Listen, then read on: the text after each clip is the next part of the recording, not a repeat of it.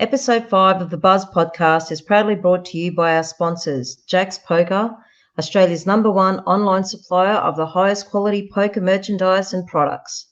You can visit their website at www.jackspoker.com.au and don't forget to mention discount code POKERBUZZ10. That is POKERBUZZ with the number 10 for 10% off your total order.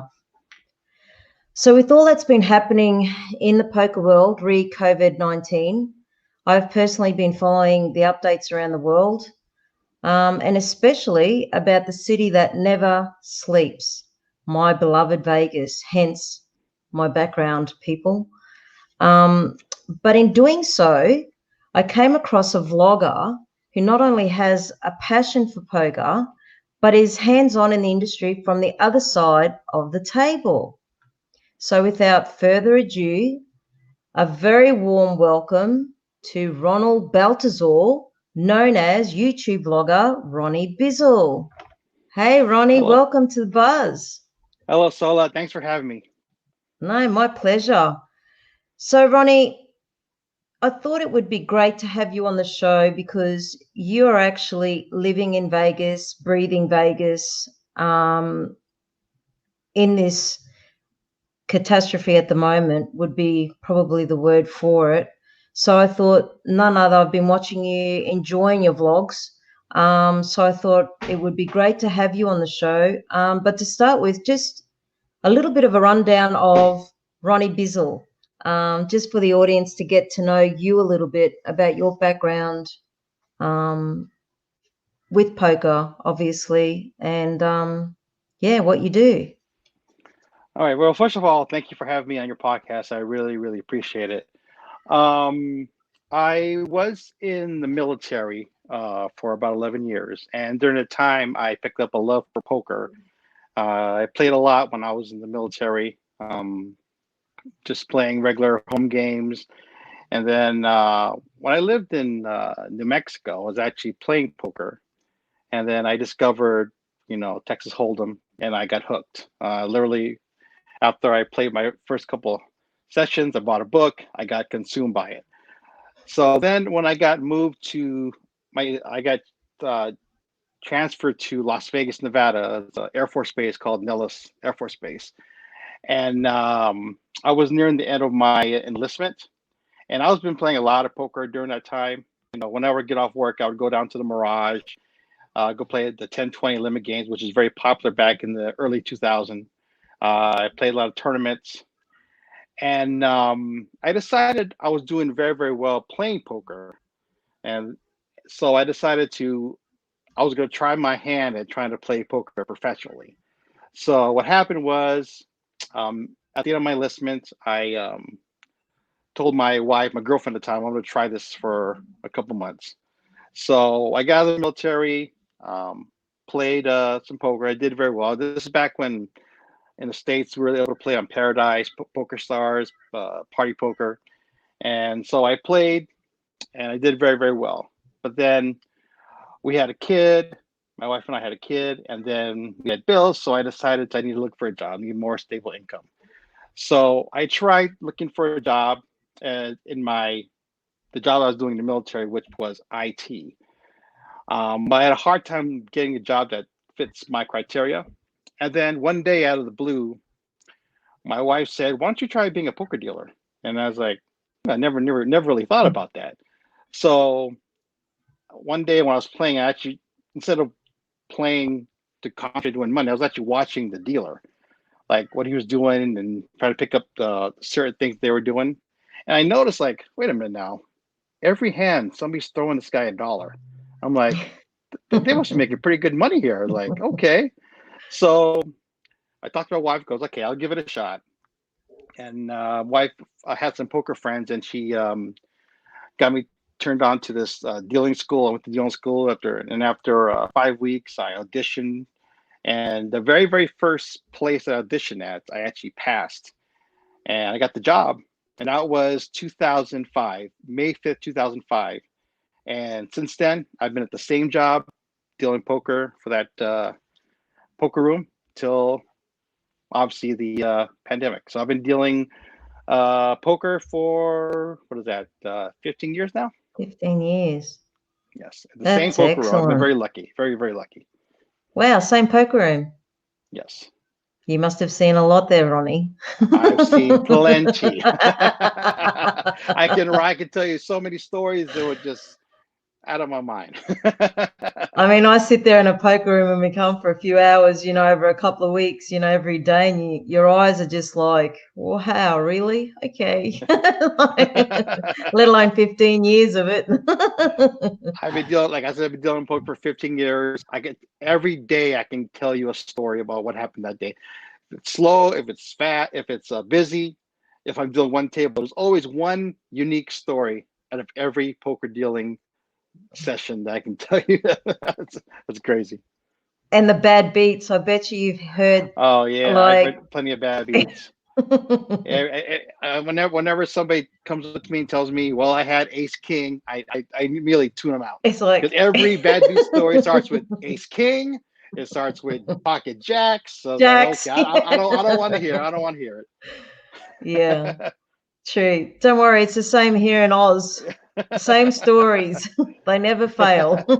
Never. Never. So, Ronnie, just to ask, with just prior to COVID coming in, obviously there was a bit of warning that was happening with the pandemic across the other side of the world, etc. So, what was that atmosphere and feeling like within the casino um, where you are at in your poker room of like the uncertainty, the shock, the fear of the unknown? It would have been a disbelief too of even the thought of all the casinos having to shut down for a period of time. Like, what was that like? Well, honestly, for myself and I know the people that I work with, we didn't really notice the severity of what was happening with this coronavirus until around, I would say, maybe February.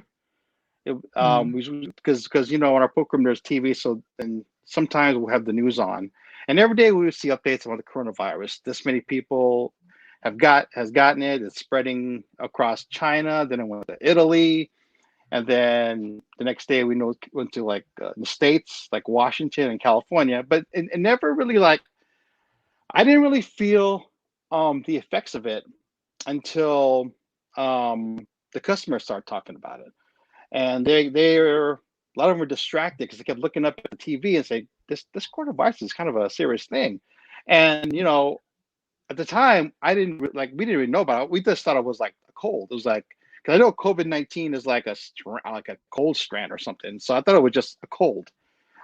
So I thought it was just like as long as people stay in their like cover their mouths or don't sneeze or whatever on other people. I thought we'd be fine. Yeah. But then come around March, they were talking about I know I heard like one of the states, Washington, I think California, I know, and of course like Italy and China were in a lockdown. So then we started getting memos from my work saying that this is a kind of a serious issue.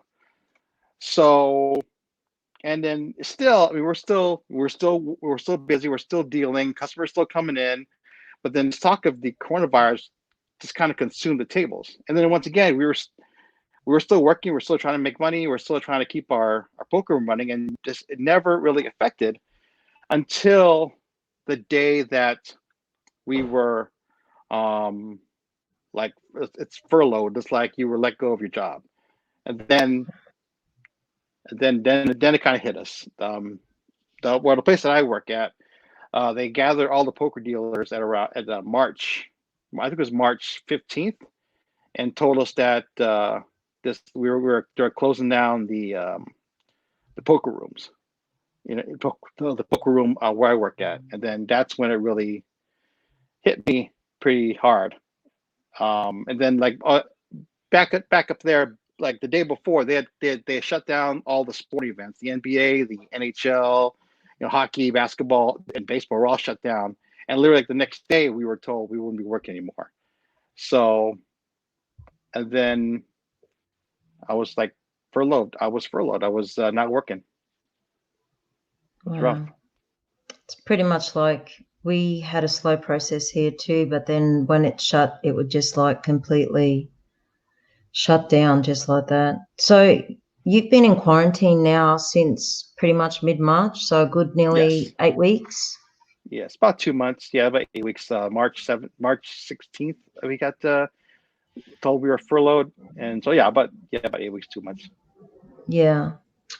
So, Ronnie, in your experience with the industry, what do you see like with Vegas, word on the street, so to speak, with your work, etc., like the future of poker? Because we've seen, because I've been following around too, and they've been talking now of reopening casinos on a gradual basis, but, starting them with four-handed poker. Like, Yeah, it's when I first pretty heard of ridiculous. four-handed poker, I was like, we're not on a dining Yeah, table at home playing right. with the kids, you know what I mean? Like, so Yeah. it's really hard to fathom um, how will that work? B, will people take to that? Like, will players, accept that, so to speak, to play?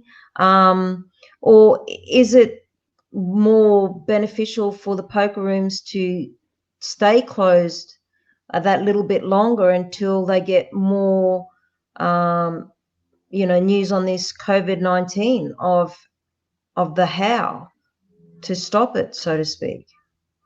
Well, I'm an optimistic person by nature, and so I always think that we're all going to be back.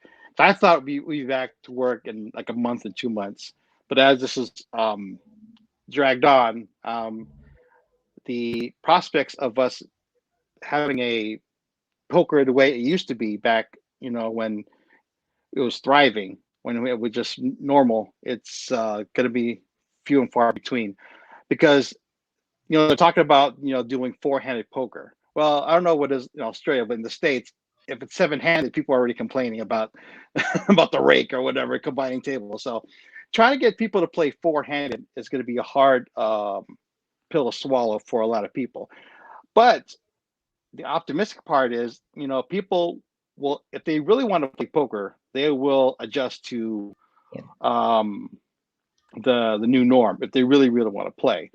But the other side of me is thinking that it's probably not going to happen as far as like the normal nine-handed poker rooms, because like I said earlier, people are afraid to travel now. So because the base of our poker room, of our customers, is tourists, and uh, it's going to be hard to get them to play, to come fly over to Vegas and risk their lives or whatever, and there's no safety, and then now they're playing four-handed. So it's really, really going to be tough. My feeling as someone who's been in the industry this long is I think it's going to be a while before we're back to nine-handed poker Yeah. because of that. Um, I just feel that it's good right now. People are afraid to like shake somebody's hand or go into a room where Yeah. there's more than two people. I can't imagine them coming to a casino where it's notoriously, let's face it, Bumper to there's germs bumper. everywhere. Yeah, dumping germs everywhere. People everywhere, and Vegas is like a real hot spot for like Yeah. parties. So that, and combined with the fact that poker is not really a money making entity for the casino, it's going to be hard to justify them um, opening a poker room four-handed, thinking it's going to be profitable, worth it. So, like I said, I'm optimistic that it could happen, but it's gonna be a while. Like I know they're talking about the World Series of Poker moving it to November, and I just don't see it happening. I really, unless they come with some miracle drug and some miracle vaccine, November is really early, to win the World Series of Poker, because the fact that nobody's going to be here from the other countries, because the World Series of Poker brings everybody from the world that loves Yeah, poker from around the into world. one That's true. world. And I mean, I'm not sure if they're going to lift the bans for travel, even if people wanted to come here. people are like the countries that are banned from coming over here. So I don't know. I'm thinking 2020 might be a wash for poker. So Yeah, I'm hearing you. I feel the same. Like personal opinion, obviously. Even here in Australia, we've just had some restrictions which will be waived tomorrow, um, with groups of 10, but no Mhm. pubs and clubs are to be opened, no casinos are yet to be opened, none of that as yet. And with the World Series of Poker, I agree. They said about the fall when I read about it, and I thought, oh, how do you do September to November with WSOP? Like you said, attracting these people and international players, obviously all over the world, the pro players Yeah. that do travel the circuit. Obviously, that's their life, that's their living.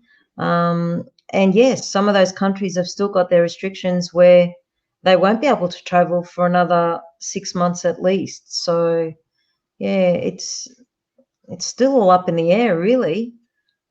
Yeah, I think so too. I mean, I'm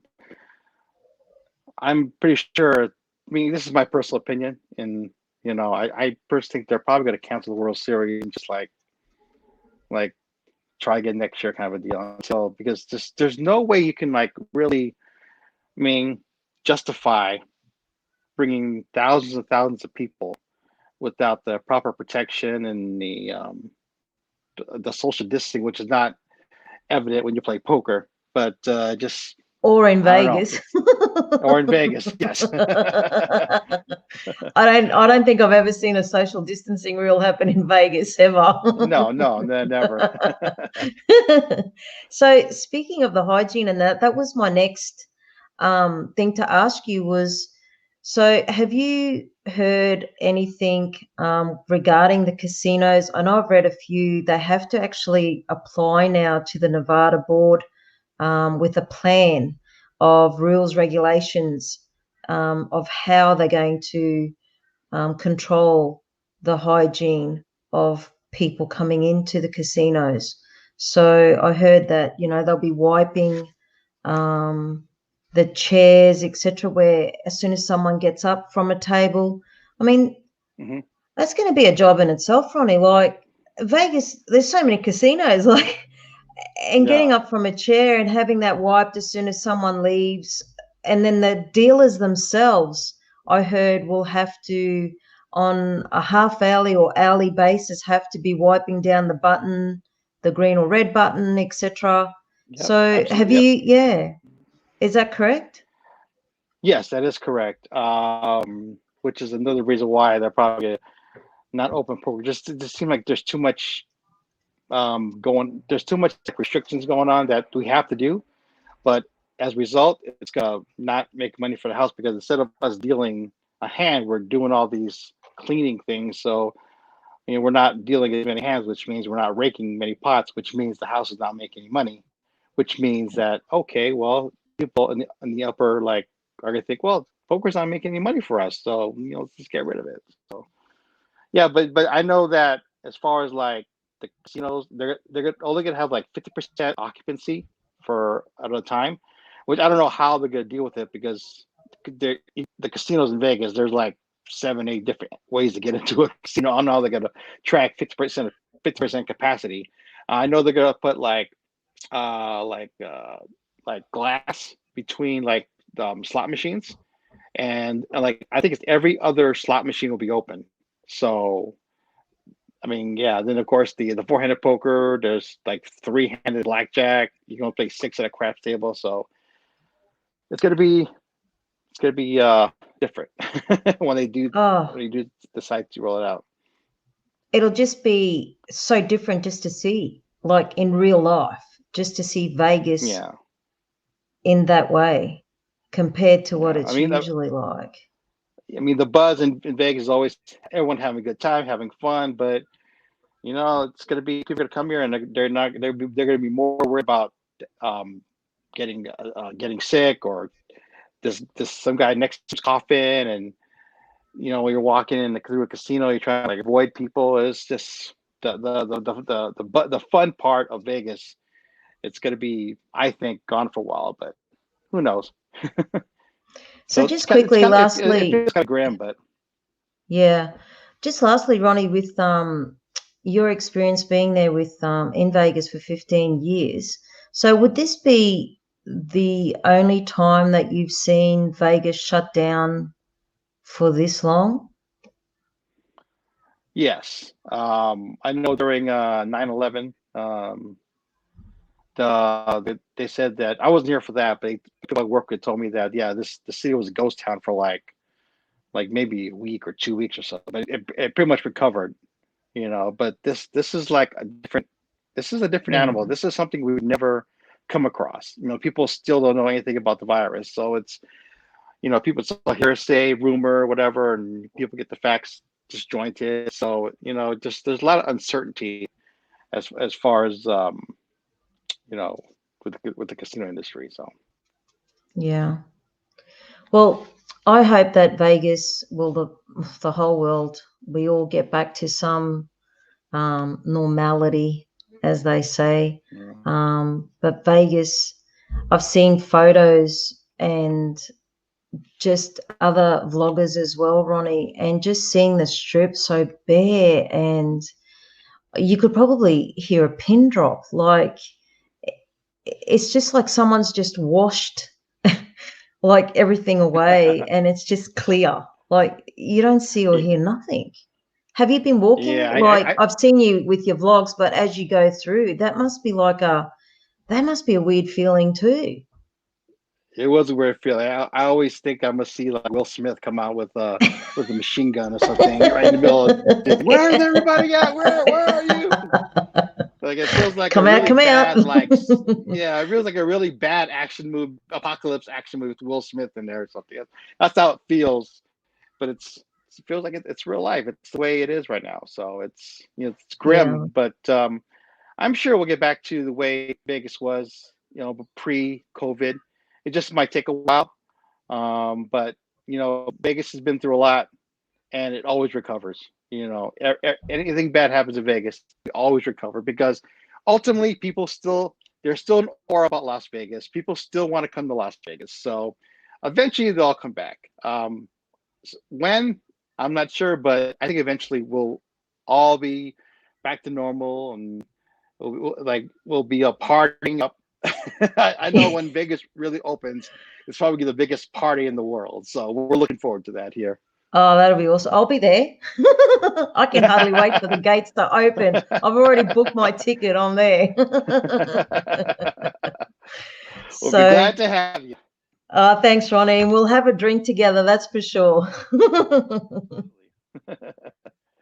So, just to wrap things up, Ronnie, we are you ready to take on 60 seconds with Queen Bee? Let's do it. Let's do it. Okay, clock's on. So, your favorite go-to quarantine snack? Turkey slices. Of course. Your favorite poker player? My favorite poker player is probably, I would say, wow, I would say Daniel Negreanu. Oh, high five. That's an extra drink for you. He's my favorite too. So preference, day or night on the strip? Night, definitely night. You like the lights. So Absolutely. which pro player have you not dealt to and but would like to deal to? I would like to deal to Johnny Chan. Mm, nice choice. And have you who's your who have you dealt to? As far as Was the list celebrity or too just long? anybody, As in pro I've players? dealt to a lot of pro players. I deal low limit, so I rarely see. But I remember what's the guy's name? I can't think of his name, but he finished like fifth in the main event, and God, I can't think of his name. And he used to play in our poker room before he became famous. So he when he after the main event, he actually came by the poker room. He bought in all his friends for our small little $60 poker tournament. There was Oh, maybe 30 of cool. them. and it was like it was so fun. That would have been It was like cool. they're incredible because these guys play for like millions of dollars and they're playing $6 tournament and seem like just having a good time. Rebuy, rebuy, rebuy. Rebuy. Yeah, that would have been And awesome. they were so nice. They were so nice. They were super super nice. God, I can't think of his name. That'll be for our next show, all right? Yeah. Oh man, I can't think of his name. So, okay then. Well, thanks again, John, for joining us, Ronnie. Wishing you all the best. But we will keep in touch with further updates on the Vegas COVID-19 for 2020. But I just want to tell the audience also to make sure to go and follow and subscribe to Ronnie's YouTube channel, which is called Ronnie Bizzle TV. So make sure you go check that out on YouTube. And again, thanks, Ronnie. It's been a pleasure, and we will talk again soon. Thank you for having me. Hope to we can do this again. Yeah, no, pleasure. So this is Sula, and thanks for joining us on Poker Buzz. Make sure to follow us on all our socials, Facebook, Instagram, YouTube, and tune in and listen to our podcast on Spotify. Until next week, people, buzz for now.